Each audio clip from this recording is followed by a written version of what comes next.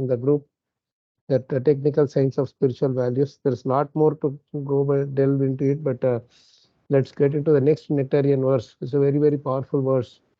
The next one is Naishkarmyam api achyuta bhava varjitam. It's a very, very beautiful verse. So anybody would like to recite this shloka? Very beautiful shloka it is.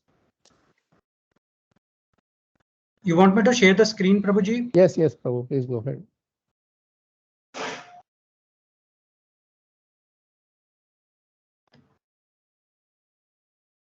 Thank you, Prabhu.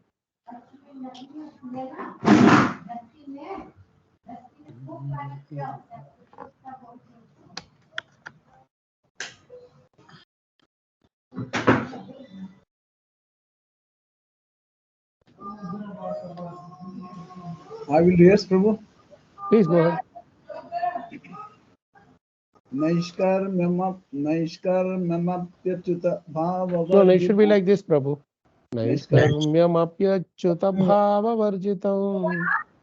Naishkarmyamapyachyuta bhava varjitam nashobhate jnanamamalam niranjanam kutap puna shashvada bhadramishvare nacharpitam karma yadapya karanam. Yes, Prabhu. Very nicely done. So let's read the word for word. It's a very beautiful one. Let's read the word for word.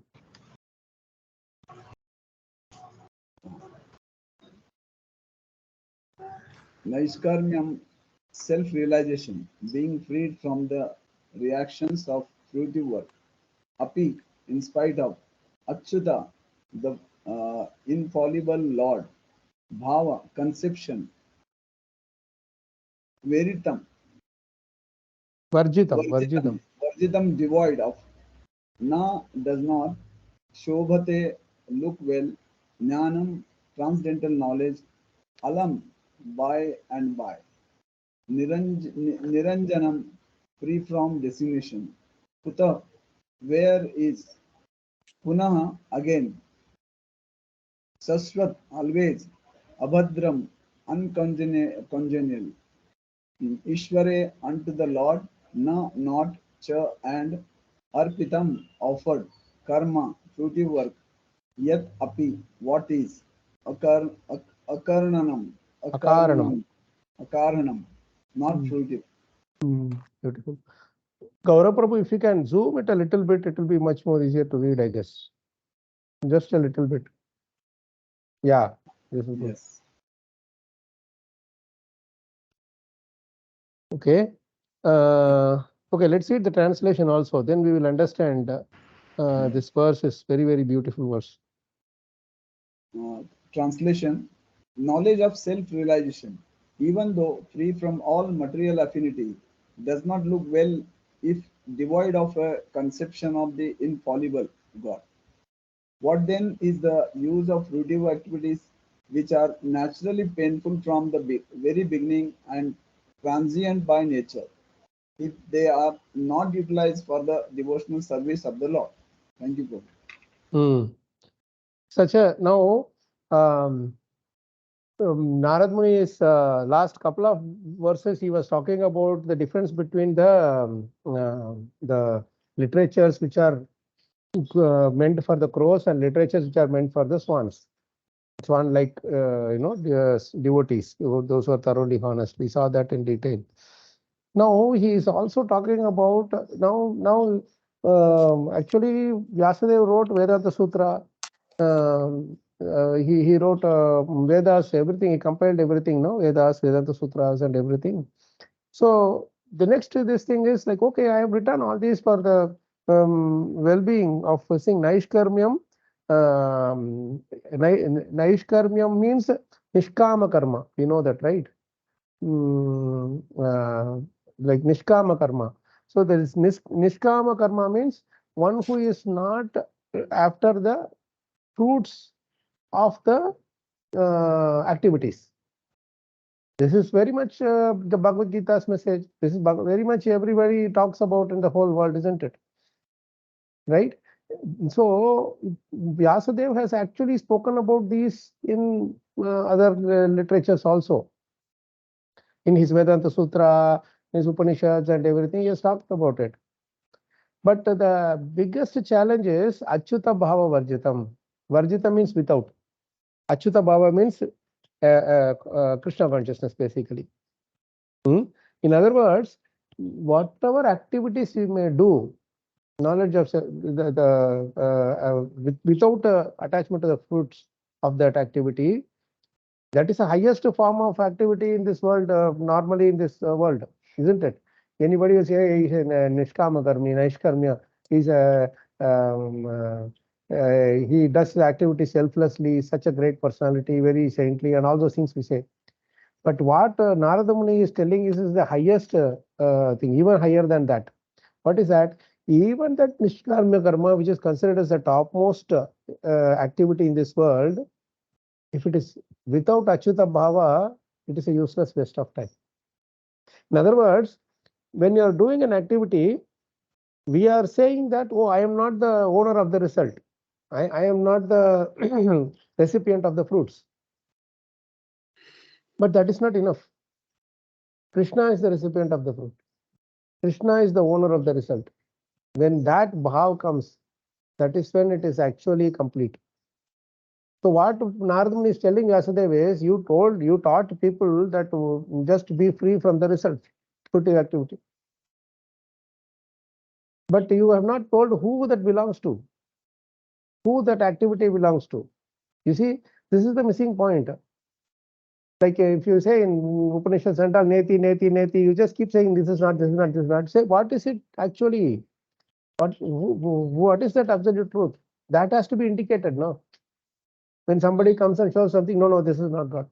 Something else, this is not God.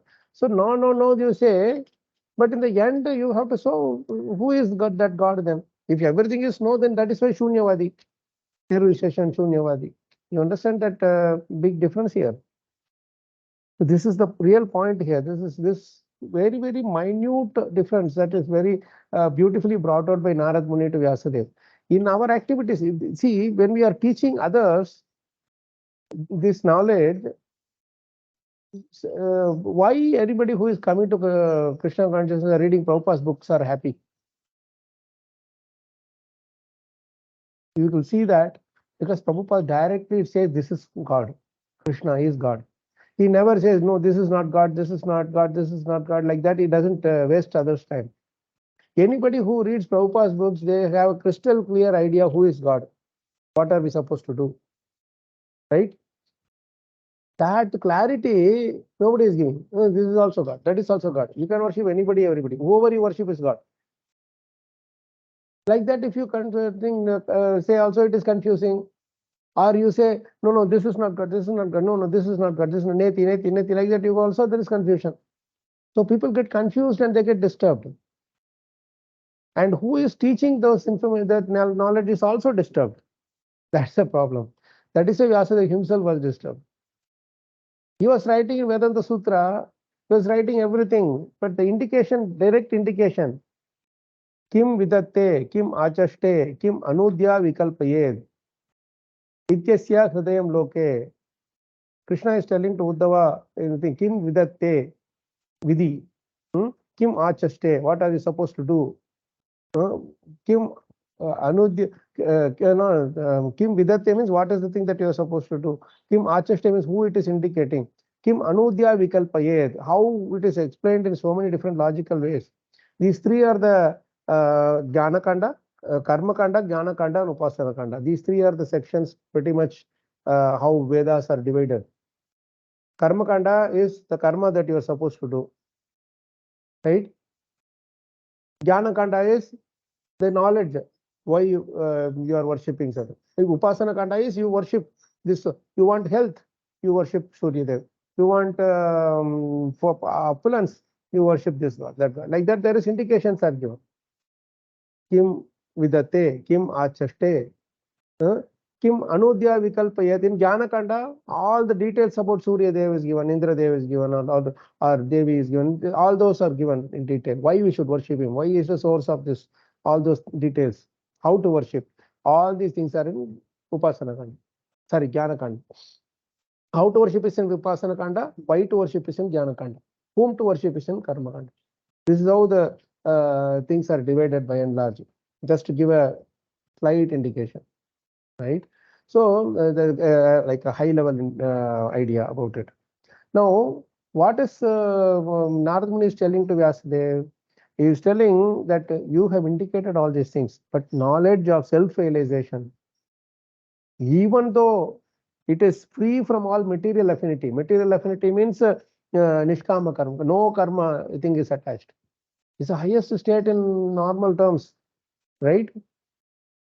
But Achyuta Bhava Varjitam, if it is without Achyuta Bhava, that is why I am doing it, for whose pleasure I am doing it, who is helping me do it, from whom I am getting this source of energy.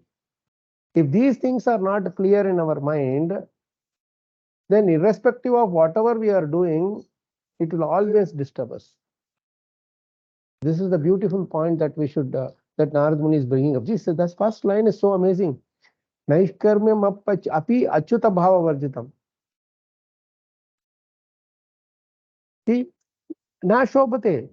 It doesn't beautify. It doesn't add beauty to our activity. It doesn't make it glorious. Jnanam alam niranjanam. Right? Jnanam alam niranjanam means when nishkamya karma and jnana. Jnana is like knowledge of how to do nishkamya karma, knowledge of self-realization, etc. Niranjanam means free from designations. This is the, see, if somebody is free of designations, somebody is not having any attachment to the this opulence, power, position, and all in this world, and they are attaining knowledge, they are considered as the best people, isn't it? Knowledge in the sense not yet related to Krishna, just a gentle the self that this world is Maya, like that, and all they have this knowledge. No, that is all. So this jnanam and nishkamya karmyam, these people all when there is no achyuta bhava, that itself is condemned. That itself is disturbing. Then Krishna, then Narada Muni is asking Vyasadeva in the next two lines, kuta punaha shashvat abhadram. Kuta punaha shashvat abhadram. Always it is inauspicious. What is inauspicious? Karma. Simply somebody who is doing karma. I don't care for anything, knowledge or self-realization or whatever. I just want to do my karma already. That's it. Right? If somebody is doing like that, Kuta punaha shashvat abhadram. It is always abhadram. Because only attached to enjoying the fruits. I want to enjoy myself. I don't want to give it to anyone else. I don't care what are the other people are doing. I just want to enjoy in this world with work hard and get all the money and benefit for name, fame, etc. And I don't care for me. That is completely abhadram, uncongenial or inauspicious. When it is inauspicious, Ishvare nacha arpitam. That is a beautiful point here. Ishvare nacha arpitam karma. When you are not offering these karmas to Krishna, Ishvara means Krishna, then it becomes Shashwat Abhadram. You have not taught this properly. Who is that Ishvara? You should tell so that people can go and offer it.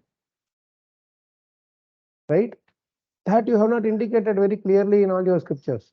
You have told somewhere, somebody, in another place, another body, another person.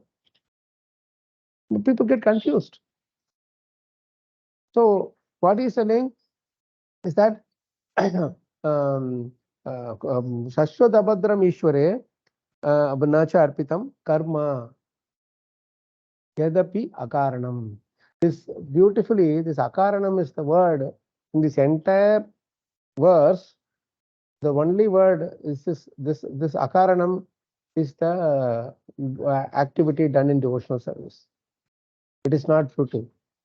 You do Ishvara Arpitam Karma, that becomes Akaranam. Means it doesn't create more reactions. So you have not indicated clearly how to get rid of the karmas.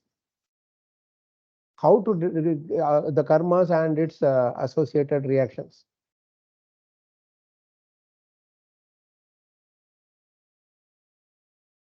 So this is very important point. That's what Narada is. You see, if you split this verse word by word, then your meaning of the verse is actually inside this verse itself, isn't it? Right? Naishkarmyamapi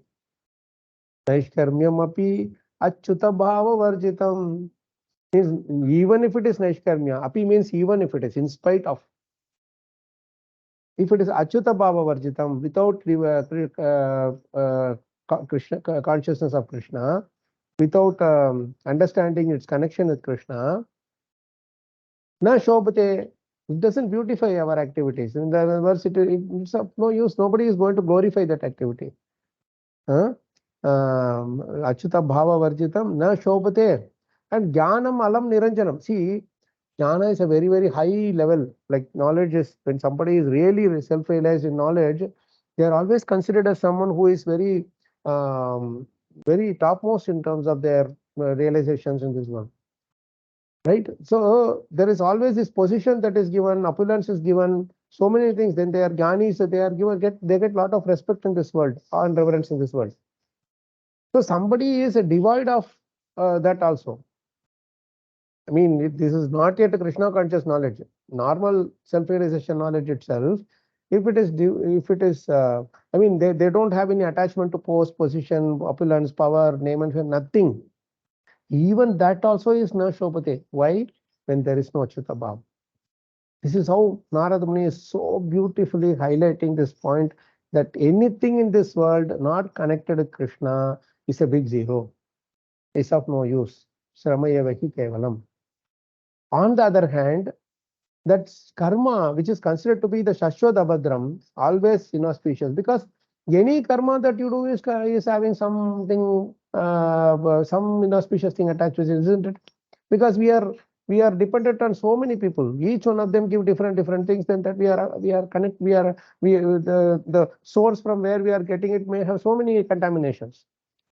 Right? That is why when we offer something to Krishna, we always try to purify it, isn't it? So even though it may be so much inauspicious or contaminated, but arpitam ishware, arpitam ishware karma becomes akaranam, means it becomes a source of, I mean, it cuts off the chain of fruitive actions and reactions. Such a beautiful thing here.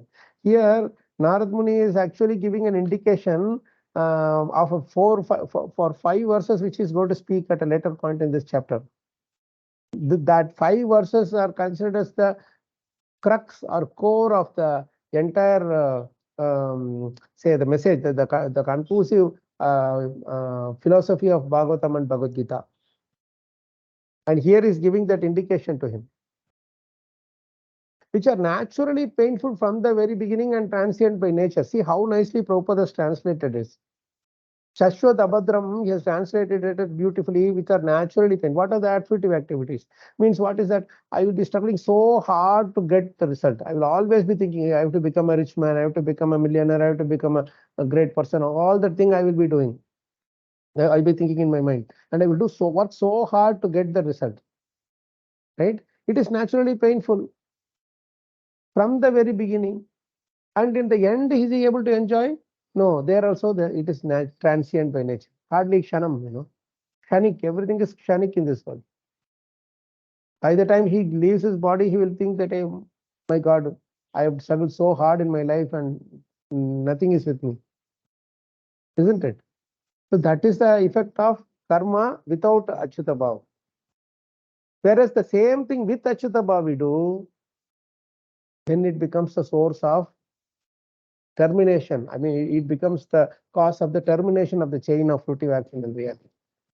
In other words, we should see Krishna in all the activities we do. You should see, we should see Krishna as the ultimate object of all our activities.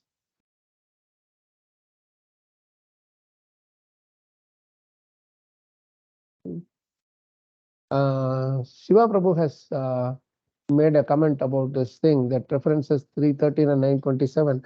Actually, there is one more verse, Prabhu, 3.9 also. You should include that in our in the list. See, in Bhagavad Gita, Krishna says very clearly, Yajñartat karmanaha, anyatra lokoyam karma bandhanaha, right? That is one verse.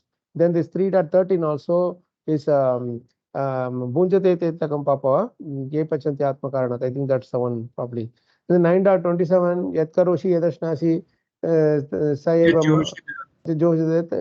ददासि यत् तपस्यसि कौन्तेय तत् कुरुष्व मदर्पणम्. So this arpanam word is very important. You offer it to Krishna. You understand that it is all coming from Krishna. Unless Krishna's sanctions, we will not get a single thing. Forget about everything else. Just our own breath.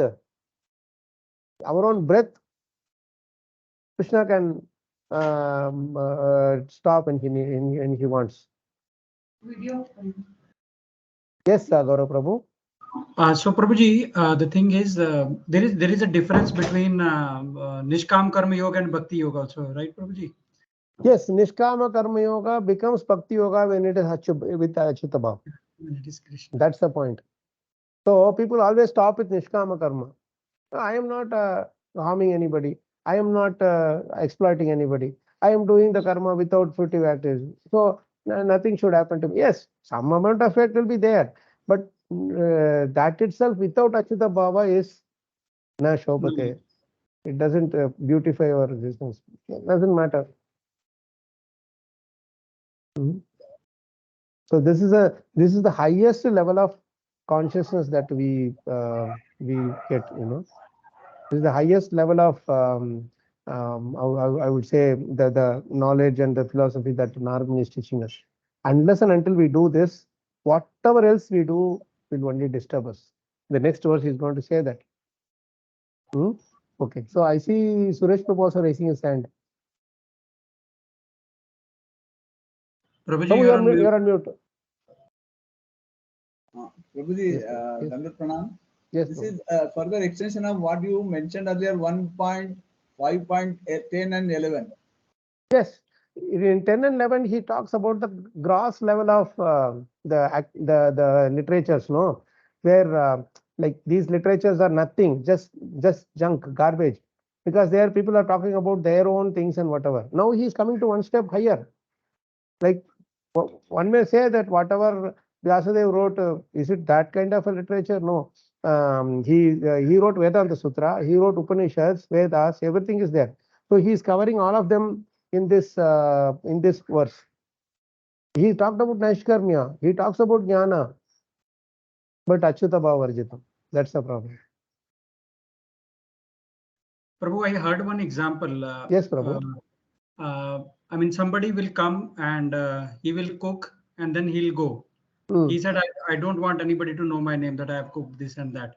But that is Niskam Karma Yoga. But when he is told or she is told that please do not cook now, you need to do some other services. I mean, make garlands or no. Then he'll say no. I will only cook. I don't want my name to be there, but I will only cook. So that kind of flexibility is not there. When that flexibility is there, then it becomes Bhakti Yoga. I mean, No, flexibility with the consciousness that I am doing it for Krishna's pleasure. Krishna, right? That is what is called Achyuta Bhava. See, this one word Achyuta Bhava is the entire Bhagavatam is you can offer it to that one word, one phrase, Achyuta Bhava. You see, Achyuta Bhava means everything is for Krishna. Like Yashoda Mata is saying, I mean, I'm doing this. Oh, Krishna will be hungry. Oh, Krishna, I have to dress him. Krishna has to go to like that. Everything they do it for Krishna's pleasure. If Krishna does not like something, they won't do it, even if it is their own. Recently, we read that somewhere, no, in the context of Arjuna doing that which is normally not considered to be done, which they like, or something like that. Where was it? It was Arjuna's something related to Arjuna fighting. It was somewhere I read that Arjuna fought the battle. Yes. 1 sec. I know where it is. It is in that 3, 2, something 8 or something, where that Arjuna's arrows pierced and purified everybody. That one. That yes, 3 to 20. 3 to 20.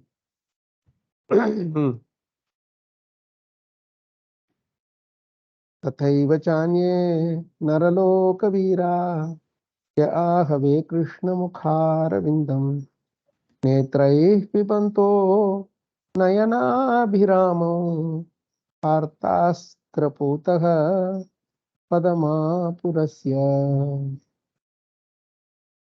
Here, if you read the translation, someone can read the translation. I'll read, Prabhu. Yes, Prabhu. Certainly others who were fighters on the battlefield of Kurukshetra were purified by the onslaught of Arjuna's arrows.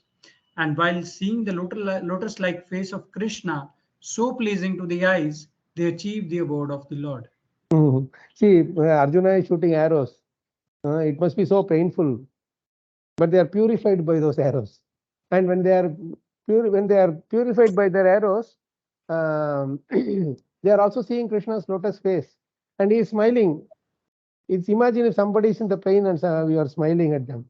But because Krishna is transcendental, that transcendental smile of Krishna itself takes them back to Golokunda, or Vaikuntha, whatever. See, it's very interesting. Parthastra Putaha. Partha Astra Putaha. Putaha means being purified. They are purified by Arjuna's arrows. Because all the anarthas were there. When Arjuna's arrows pierces them, the anarthas are gone. Right? Blood is coming out now. With the blood, the anarthas come out.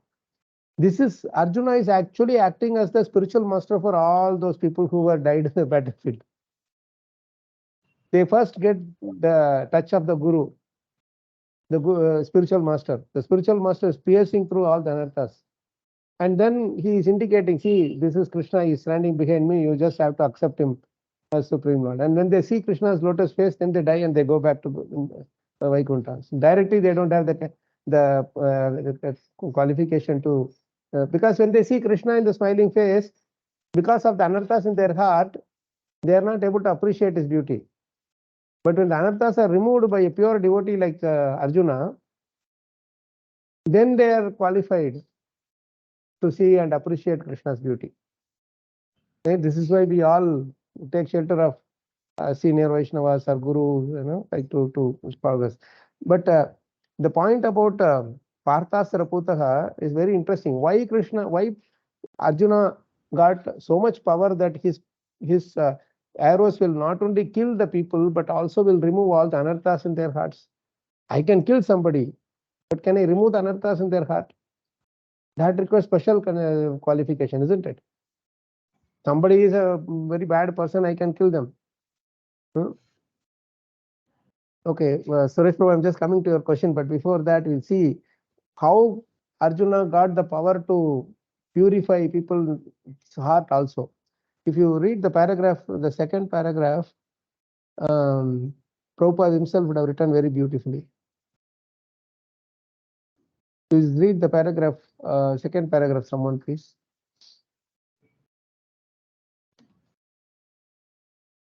Should I, Prabhu? Anybody? Yeah, that second paragraph. The love of God.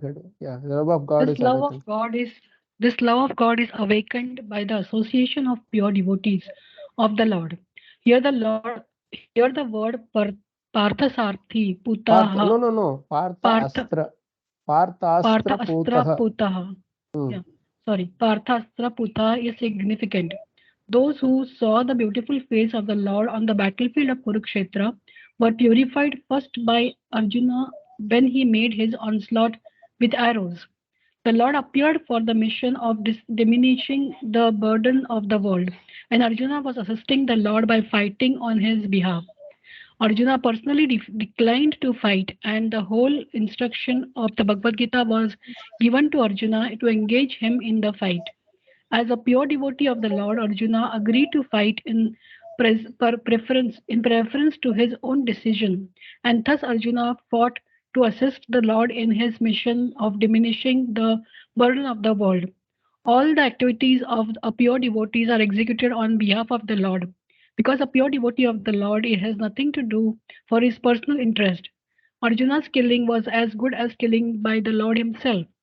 As soon as Arjuna shot an arrow at an enemy, that enemy became purified and of all material contamination and became eligible to be transferred to the spiritual sky. Those warriors who appreciated the lotus feet of the Lord and saw his face at the front had their dormant love of God awakened, and thus they were transferred at once to Vaikuntha Loka, not to be the personal state of Brahmajyoti, as was Shishupala. So Shishupala this died is without yeah, okay, finish that paragraph. Shishupala died without appreciating the Lord, while others died with appreciation of the Lord. Both were transferred to the spiritual sky, but those who awakened to the love of God were transferred to the planets of the transcendental sky. See, this is beautiful, no? This is exactly where I wanted to highlight this point that personally Arjuna declined to fight, and and the whole instruction of Bhagavad Gita was given to Arjuna to engage in fight as pure devotee of the Lord. Arjuna agreed to fight in preference to his own decision. So this is pure devotee. Even if it is painful for them, still for the pleasure of Krishna, if Krishna orders, then they will do it without hesitation. Got it? This is the reason we were telling that we have to take association of such devotees and get inspired by them. This is really Achyuta Bhav. Achyuta Bhav means not that I like it, Krishna, please you sanction it so that I want to do it. That is not Achyuta Bhav. Achyuta Bhav means Krishna, what do you want? Even if it has to be like the worst, I mean, I hate it to the core also, I will do it because I want your pleasure. That is my only consideration. And such people can purify even those who are contaminated. Sorry, Antaryami Prabhu? Prabhu, yeah, go ahead, Prabhu. Once you are done, maybe we can. Okay, no problem. Shiva Prabhu has also raised his hand, but was it for the fourth Prabhu? Prabhuji, this particular passage we are reading, if we refer to the Indo China war, we can, in the previous verse, we can easily differentiate which one we are offering for our false ego and which one we are offering for the senses of Krishna's Yes, Prabhu. pleasing. Yes, Prabhu. Please, you mean to say there's a wasteland for which people are fighting, that one, right? For political reasons they are fighting. Yes, in the previous purport, between China and India. Yes, and here he is referring Arjuna's war with yeah. Here he is doing it because Krishna has ordered him to do. There, there is no such thing, no, because if people are following dharma, then there is no problem. If you are not following dharma, then it becomes a challenge. That's where reactions come in. Yes, Prabhuji. Right? Yeah. So now let's come to this question of Suresh Prabhu. Very beautiful question. That what about the arrows that pierce the Lord? Krishna, when arrows from Arjuna pierces others, they see Krishna and they go back to Goloka Vrindavan. Right? What about those arrows that came and pierced the Lord? This is why we need devotees like Suresh Prabhu. Immediately he will remind us of a beautiful verse. Okay. Where is it? The reflection is that your Parthasari temple in Chennai, Prabhu. Yeah. Wonderful. The face of the Lord shows that how much arrow is received on his face. Arrows. Yeah.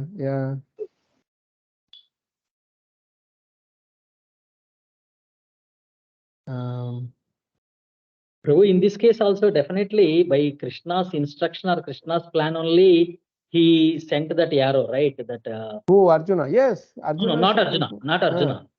I mean, whom Krishna got the arrow. Yes, but no, we will read 1934. Okay, Prabhu. Can you open 1934, Prabhu? Yes, Prabhuji.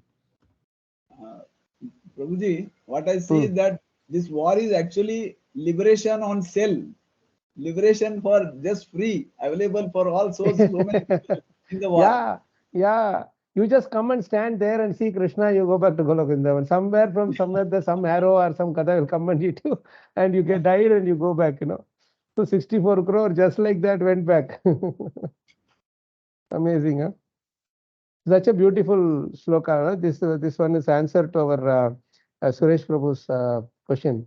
Yudi turagarajo vidhumra vishvat kachalulita shrama varyalankratasye mama nishita sharair vibhidyamana tvachi vilasat kavache astu Krishna atma. Can you read the translation?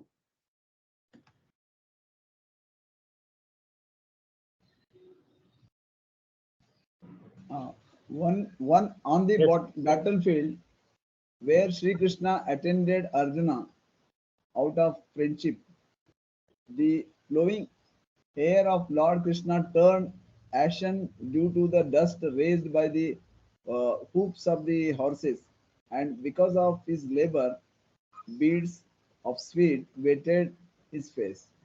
All these decorations, intensified by the wounds dealt by my sharp arrows, were enjoyed by him. Let my mind thus go unto Sri Krishna. So nice. If you read the purport, it is even more sweet, Prabhu. Prabhupada explains further about how Krishna took that piercing of the arrows by Bhishmadev. Would you mind doing that, or should we go back to our? We'll go back, Prabhu. That's enough. That's enough, huh? No.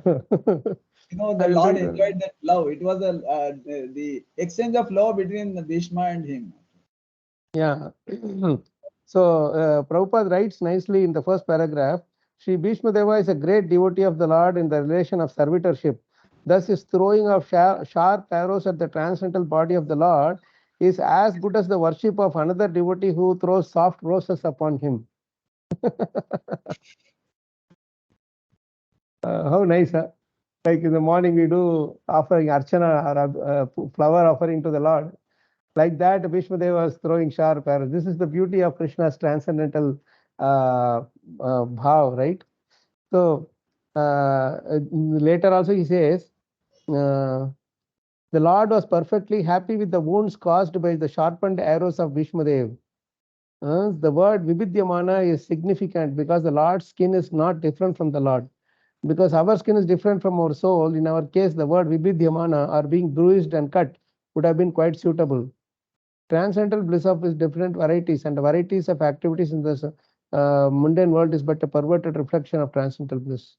So finally he says, the Lord enjoyed the wounds created by his great devotee Bhishmadev, and because Bhishmadev is a devotee in the chivalrous revelation, he fixed up his mind on Krishna in that wounded condition. So actually, the Bhishmadev's eternal form of meditation is Parthasarathi, right? So for him, actually, there is no, before that, there was no loka for that particular form of the Lord. But because Bhishmadev always was meditating upon that form, Krishna created a new separate loka called Parthasarathi loka, and only it's exclusively for Bhishmadev. Only he will be there, he will eternally see the form of the Lord in that chariot with Arjuna and with all the this thing. And there also, Krishna will be continuously teaching Bhagavad Gita. I heard this in a lecture. Krishna will continuously teach Bhagavad Gita to Arjuna, and there also Arjuna will ask questions. But there, the only difference is, instead of feeling despondent, Arjuna will be asking questions like, my Ananda is always continuously increasing. What is the cause of this continuous increasing bliss? So Krishna will tell so many different things about devotional service there, it seems. And Bhishmadev will enjoy this beautiful form of the Lord. And so this is something which is very interesting. And that's the answer to your question also, Prabhu. Thank you for that beautiful question. See, these questions immediately transfer us to our this another interesting bhav, Achyuta bhav of Bhishmadev, isn't it? This is real Achyuta bhav. How much actually Bhishmadev is pained? Bhishmadev is not happy that, hey, Krishna is enjoying my arrows. No. Bhishmadev is feelingly telling in that prayer that how cruel I am that I was able to, I was actually shooting arrows at my own beloved Lord. That is how he is seeing. But he also knows that Krishna is enjoying those arrows. Because if you stop with this thing that, oh, my arrows will pain Krishna, then you will not do the activity that Krishna has given you, service that Krishna has asked you to do. Krishna service to Bhishma Dev is that you shoot arrows at me. Krishna's order to Arjuna is you shoot arrows at your grandfather. Both are very difficult to do, isn't it? And both of them did their service immaculately.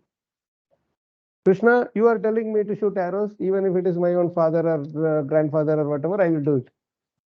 Krishna, you want me to shoot arrows at you? It's okay. If it is pleasing to you, I will do it. It is not pleasing to me, but doesn't matter. It is pleasing to you. So this Patastra Putaha, very similarly, it applies to Bhishma Dev also. That is why Bhishma Dev, because he had this transcendental relationship with Krishna, that later in his last moments, he brought the entire family to see him, to take his darshan. And all the sages, everybody came over. Vyasadev, Narada, Muni, Sukadev, everybody came over. And in front of all of them, Prabhupada writes beautifully that Lord wanted to show how Bhishma Dev excelled everybody in knowledge, including himself. That's why in his presence he made Bhishma Dev speak all knowledge. Means he wanted to show that Bhishma Dev is greater than me too. See? Glorification of devotee. Sorry, Prabhu? Glorification of devotee. Yeah, Krishna's only duty is to glorification of devotees. That's it, nothing else. And he does it in odd ways. He glorifies Bali Maharaj by arresting him, right? He glorifies Ambarish Maharaj by sending Durvasa Muni. They have to go through the painful situation. Only then they will be glorified. Prabhupada had to go through their entire ordeal of the whole lifetime. But last 10 years, and now you see, which was visible to us the last 10 years, and now you see he is glorified all over the three worlds. We should be ready to do anything for Krishna's pleasure. That is the whole idea. Then automatically will be glory. Tukaram, how many insults he had to go through, right? So many such examples are there. Ramanujacharya had to face so many life-threatening situations. Madhvacharya, they fed poison to kill him. So many of those contemporaries, Buddhists or somebody, Shankarites or whoever it is. So everywhere there was always challenge, but they survived all these two because of that pure devotion. And Thank Prabhu, you. Yes, Prabhu. If we see the act in itself, I mean, it is with Achyuta Bhav that he is firing the arrows, right? Yeah. And on the other side, Nashkarmyam, I mean, if it is Nishkam act, if it is not with Achyuta Bhav, it has no value. But exactly. any act, even if it is firing arrows, that is with Achyuta Bhav, that carries a lot of. Yeah. Very beautiful. Either from both from Arjuna's case also and from Bhishma Dev's case also. Yeah. It's Achyuta Bhav. I'm doing it for Krishna's pleasure. Yes. That completes the whole cycle. It completes the entire loop. Yes, Prabhu. Very nice, really. And we haven't read the purport for this 1.5.12 yet. So, Arpitam, Arpitam, what is that? Ishware Arpitam, that is what will lead to Akaranam, that is devotional service. In this entire verse, Achyuta Bhav and Akaranam, these two are the words which refer to devotional service. Because you see, there is nowhere in the word for word meaning Prabhupada uses this word devotional service, right? But in the translation, he uses the word devotional service. Have you noticed that?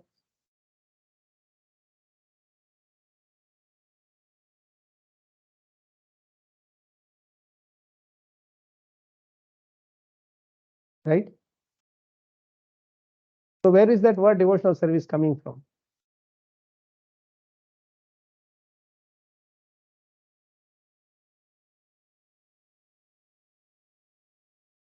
These two words, Akaranam, Achyuta Bhav, and the result is Akaranam. Devotional service is both means and the ends are the same, isn't it? So the means is Achyuta Bhav and the end is Akaranam. Whatever we are doing in devotional service, it produces non-reactive results.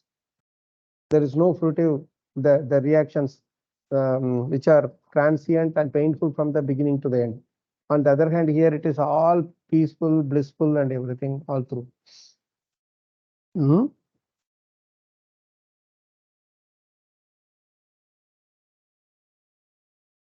Okay, let's read the purport.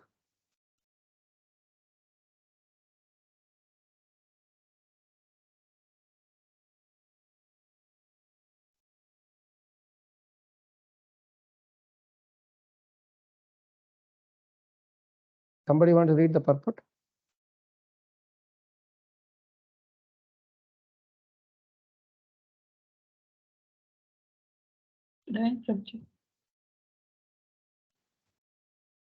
The purport, as referred to above, not only ordinary literature devoid of the transcendental glorification of the Lord are condemned, but also Vedic literature are speculations on the subject of impersonal Brahman, when they are devoid of devotional service.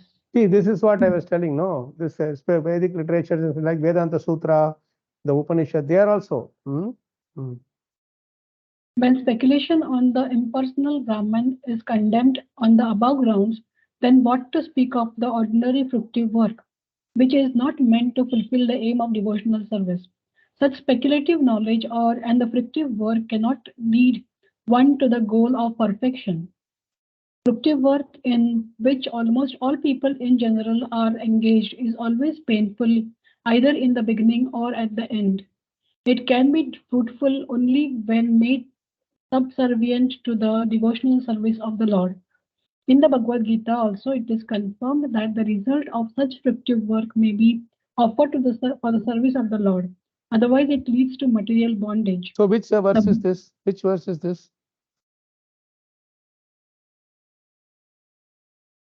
3.9.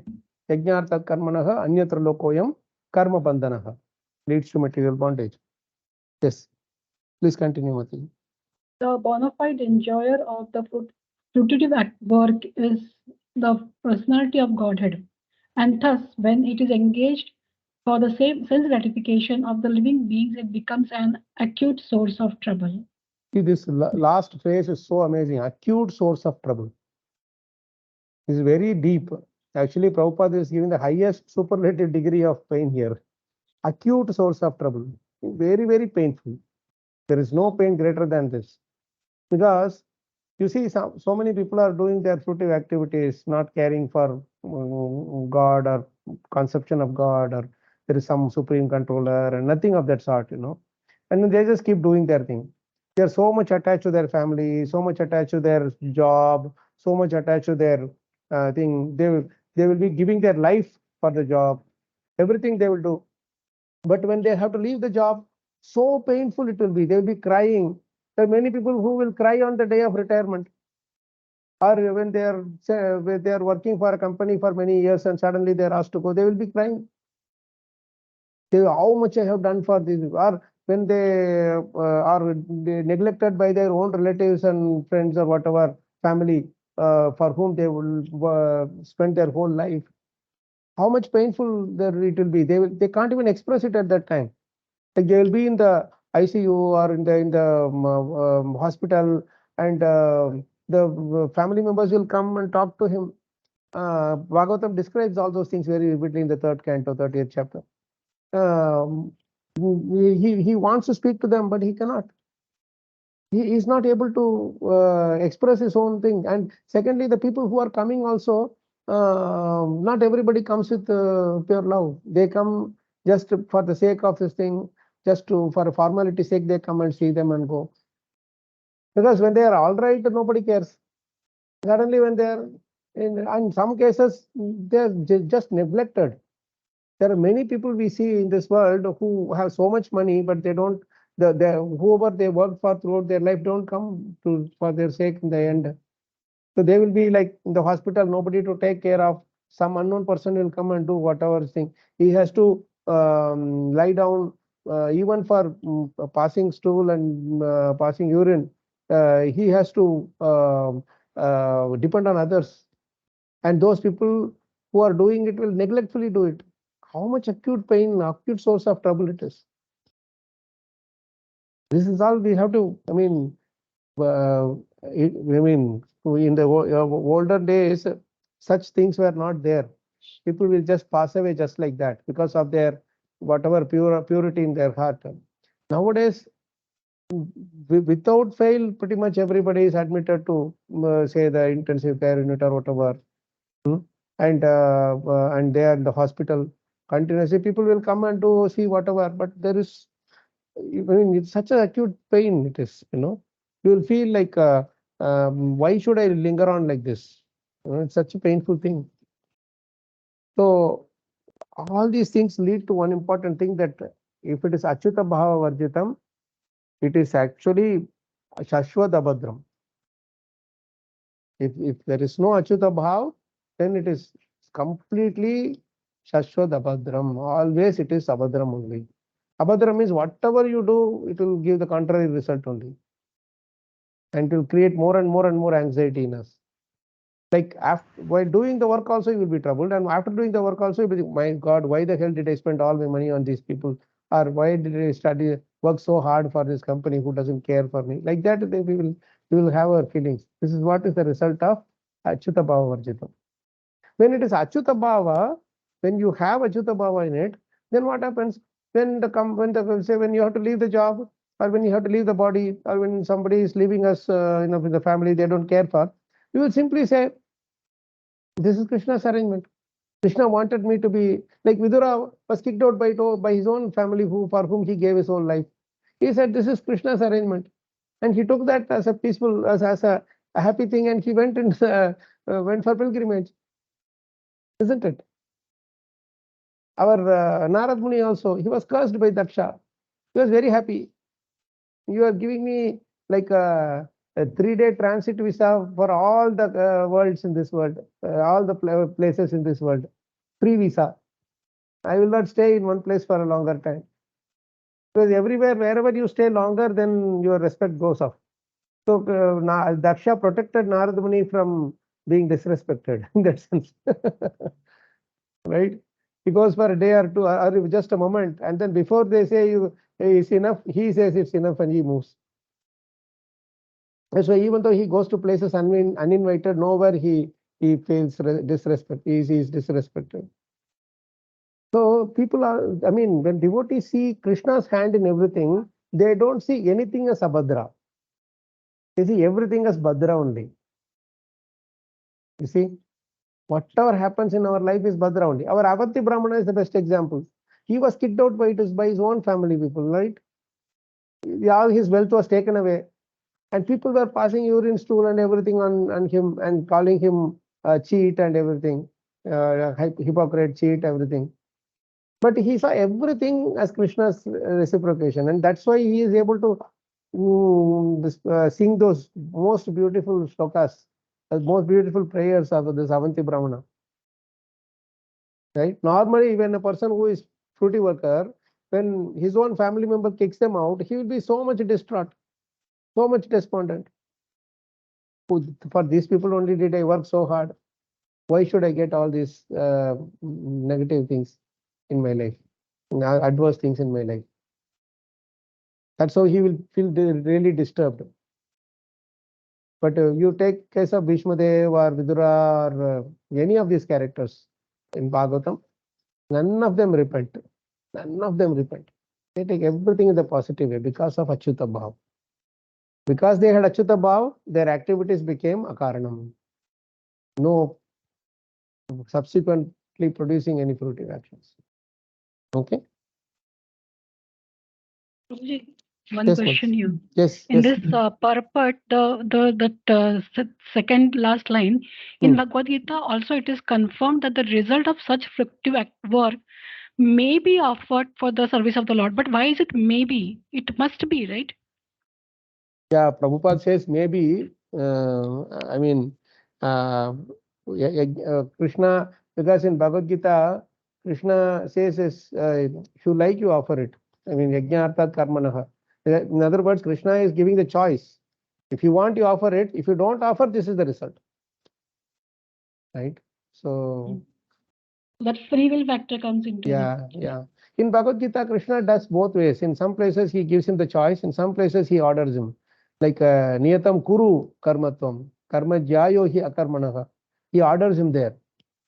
Kuru means not please do. Kuru means you must do in Sanskrit. So Niyatam Kuru, you have to do your Niyat Karma. No choice there. That is what he is telling there.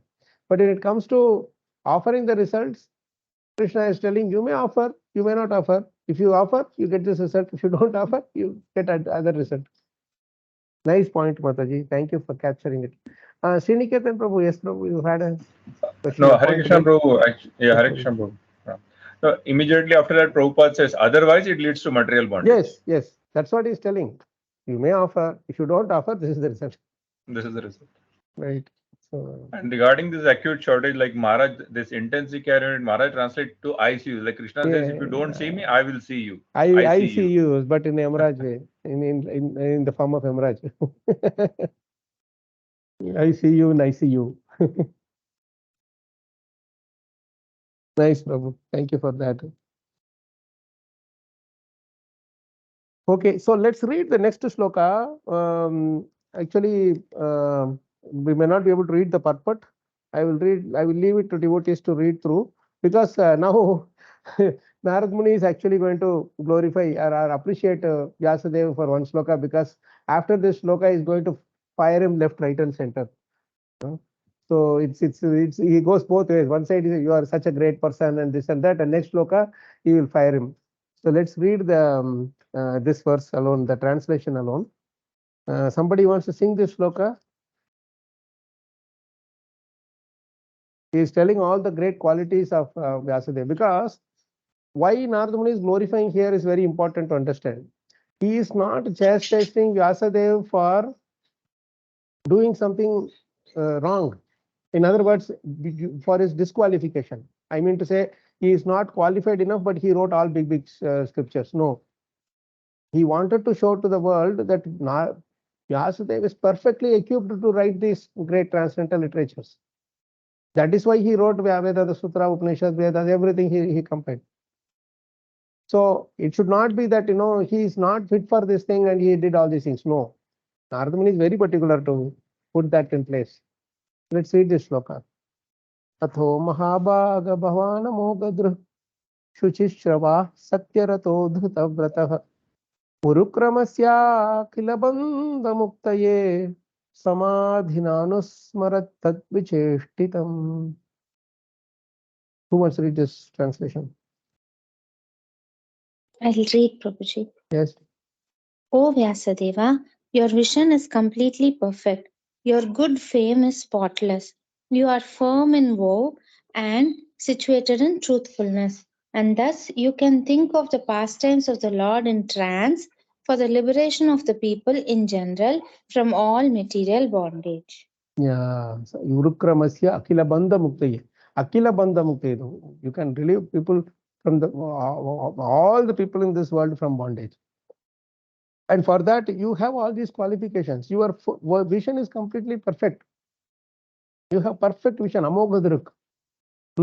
And people will, your fame is, there is no spot in your fame. There is no flaw in your fame. Everybody knows you and they know how great you are. And your vow is firm. This is Satyavrata. Satyavrata, Satyarataha, Dhrutavratah. You are firmly situated in vow, and you can think firmly situated in, you are firm in vow and situated in truthfulness. These are all required for a devotional service. This is what this verse indicates actually. If we have to think of the Krishna's pastimes for the liberation of people, see, there are two things here. You can think of Krishna's pastimes for your own liberation, but you can think of Krishna's pastimes for others' liberation also. Which is better? The second part is better. That's why Prahlad Maharaj also says, what is that? Naivo duje paraduratya yavaitaranya swadvirya gayana mahamrita madna chittaha.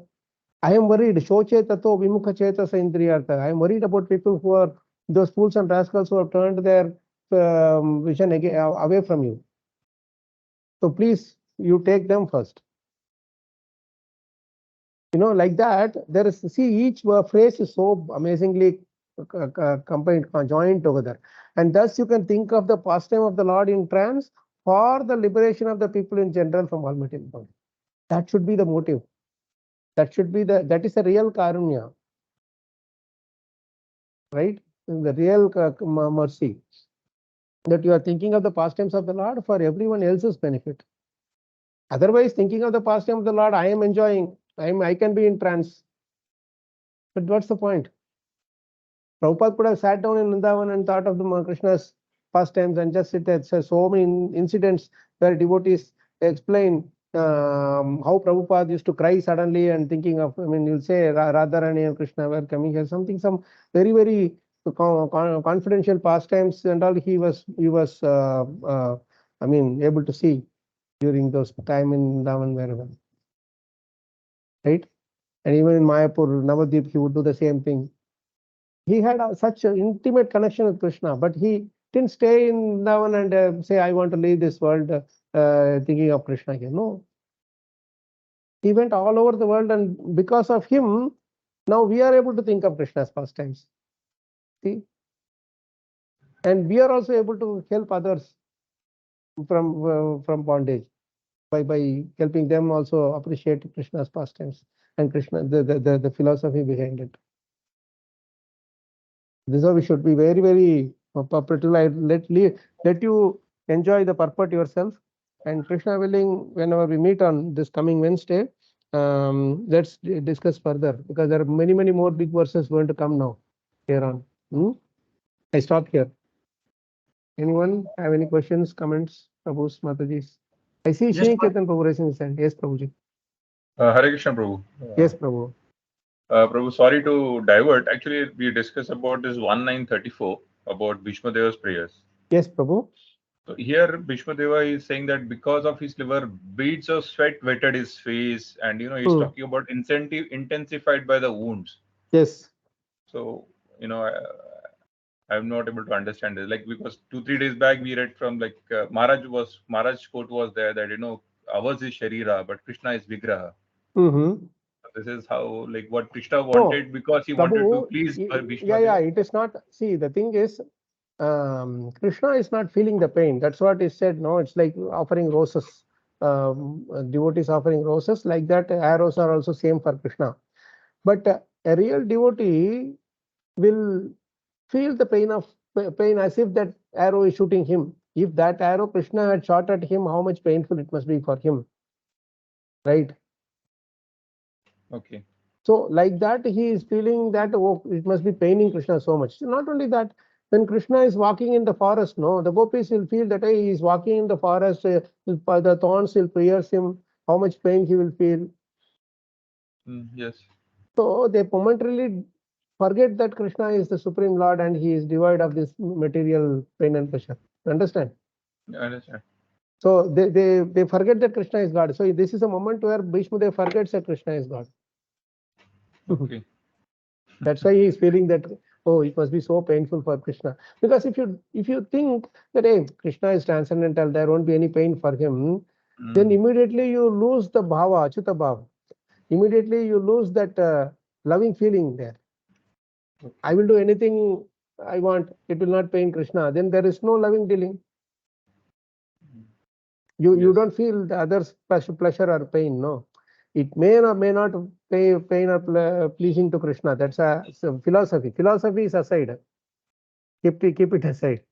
But the bhava is beyond the logic and philosophy, right?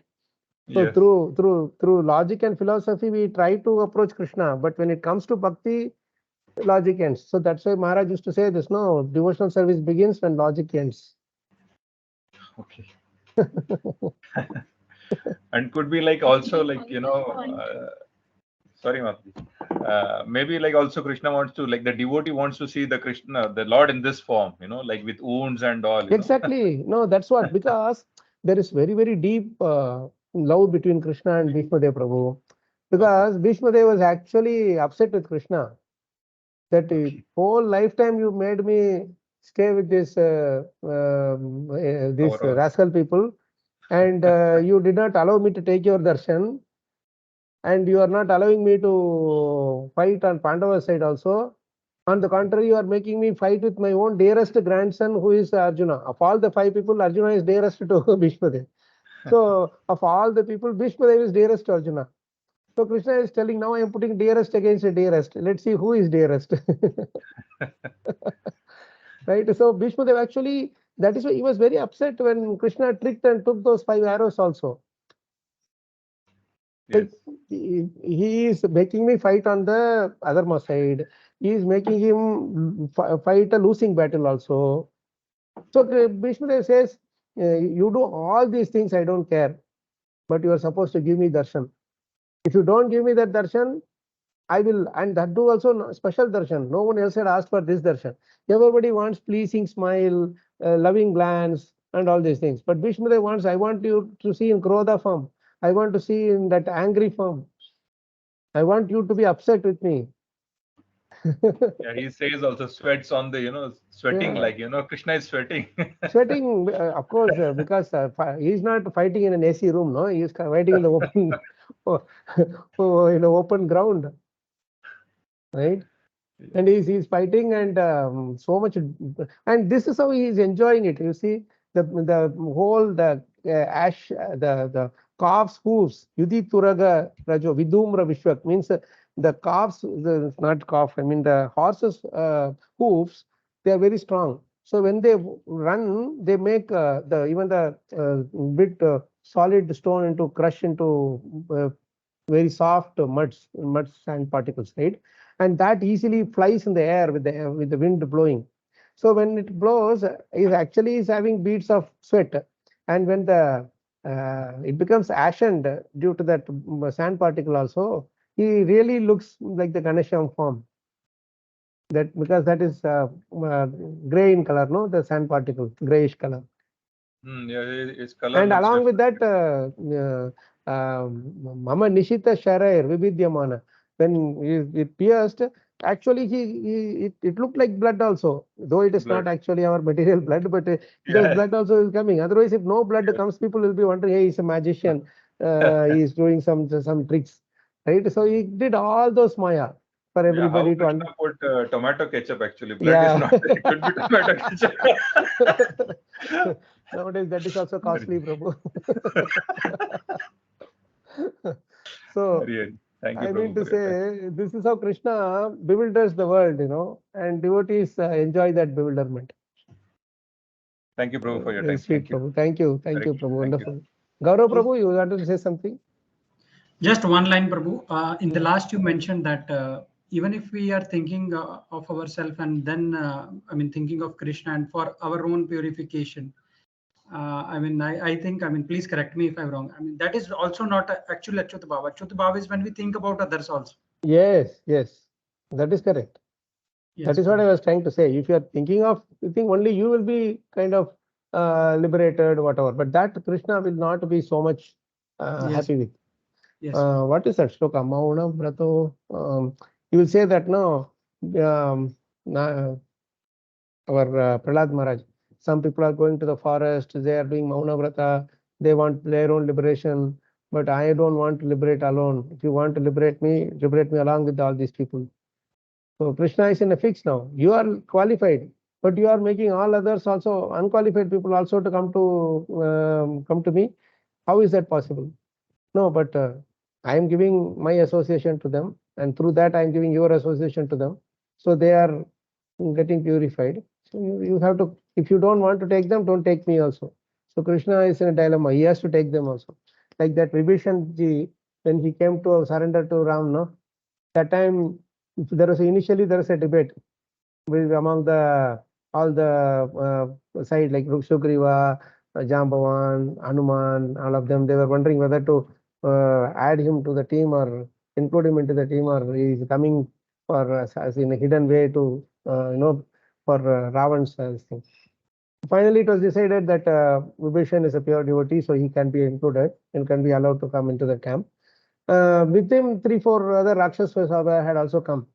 So when Vibhishan was allowed, all others automatically they came in. They were allowed. You are Vibhishan's followers, no? Even if you are not qualified, you can still come in. That is our qualification. If you simply follow Prabhupada, our Guru Maharaj, that is pretty much enough. You don't have to worry about anything. By their qualification, we all will be automatically qualified. Beautiful, Prabhu. Thank you. I really enjoy this nice conversations, because it adds more and more sweetness to our. Yes, sorry. Is it Antaryami, Prabhu? Hare Krishna, Prabhu. Dandavat Pranam. Yes, Yes, Dandavat Prabhu. See, for that Suresh Prabhu's question, I did not get the clarification. Which one? Prabhu. I did not understand. What about Krishna being pierced? Yes. What did you not get? That verse is very clear, no? That he No, that enjoyed verse those things. we heard. Yes. But he is not in that Achyuta Bhava and sent that arrow, na Prabhu. No, he is in Achyuta Bhava, Prabhu. He is. Bhishma Dev is in Achyuta Bhava. No, not Bhishma Dev, na Prabhu. Krishna, while just at the end,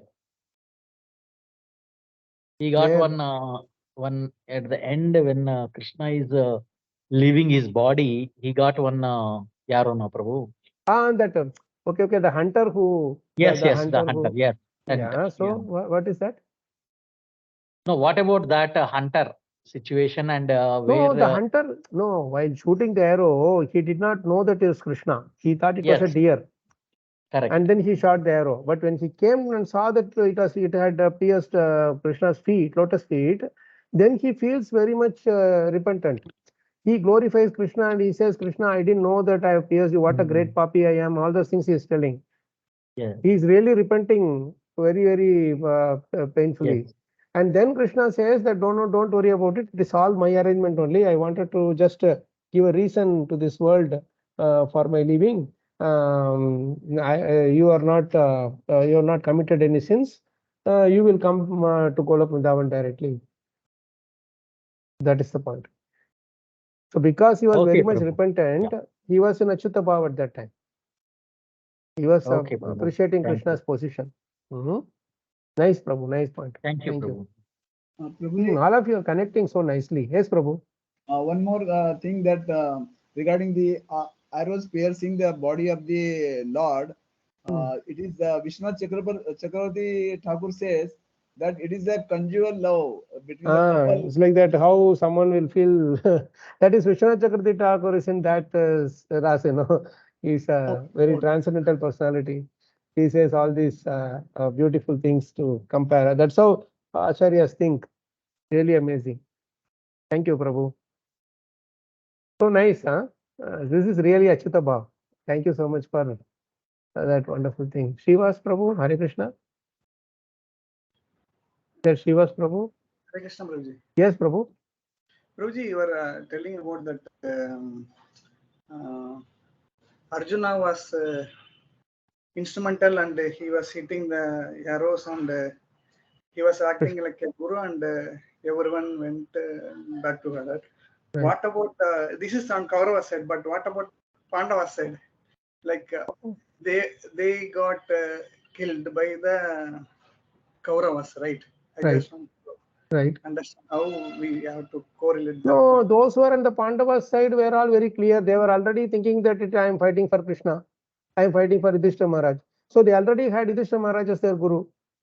Okay. Right? They were fighting for Yudhishthira Maharaj, and they had no anti feelings against Krishna. No, they were actually on Krishna's side.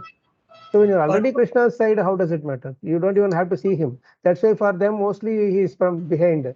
For Kauravas, he was showing his face, because without seeing the face, they will not be able to appreciate him. Okay. Right. Thanks.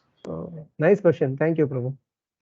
Yes, Prabhu. Even Kauravas and the Kauravas side, they are all gone. Definitely Pandava side, already they got the ticket upfront. Yeah, if waiting list can move to RAC and get confirmed tickets, what is the problem? Yeah. Thank you, Prabhu. Hare Krishna. Thank you so much, Mataji. Dandavat Pranam. Grantara Srimad Bhagavatam ki Jai Srila Prabhupada Jai Srila Prabhupada Jai Gaur Premanande. Thank you so much, Prabhu. Mataji. Hare Krishna.